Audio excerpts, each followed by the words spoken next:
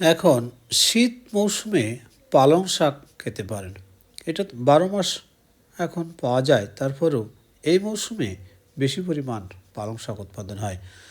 পালং শাকে আছে প্রচুর পরিমাণে iron, vitamin A, C, K, folic acid, potassium ও ম্যাগনেসিয়াম সমৃদ্ধ একটি পুষ্টিকর সুপারফুড, যা রোগ প্রতিরোধ ক্ষমতা বাড়ায়, রক্তে গ্লুকোজ ও রক্তচাপ নিয়ন্ত্রণ করে, হৃদরোগের ঝুঁকি কমায় এবং হাড় ও চোখের স্বাস্থ্য ভালো রাখে।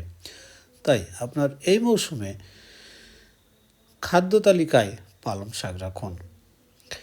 এছাড়াও এটি হজমে সহায়তা করে, কোষ্ঠকাঠিন্য দূর করে এবং চুল ও ত্বকের উজ্জ্বলতা বাড়ায়। তাই প্রতিদিন অল্প করে পালং শাক খাওয়ার ব্যবস্থা করা ভালো। রক্ত স্বল্পতা দূর করে আয়রনের চমৎকার উৎস হওয়ায় পালং শাক শরীরের হিমোগ্লোবিন বাড়িয়ে ও রক্তশূন্যতা দূর করতে কার্যকরী ভূমিকা রাখে।